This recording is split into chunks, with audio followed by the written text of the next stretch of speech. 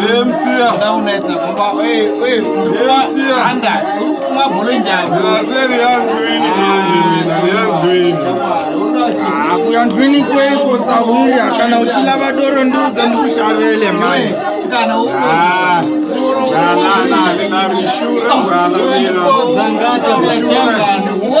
Nona watsena kwana ngisa msimba wa mina tutukata. Ngoti na wena ugisi wa mfuhira sawira wa mina. Sio toa masese manje. Leo magano zangu wachi. Wala nikandi ugisi wa mina mfana. Ari gisi wa mina. Kwa akajiswa njiani. Iya munu wako zhanzi ndafuga mkazi wangu. Mkazi wa itiripo isiwa na lafu kudogo kasala. Sala na mahola wena mseme. Nana famba mina. Shenda mbeni kunyengerwa runo sebwa neiko. Ya uma uta mtu kunjani.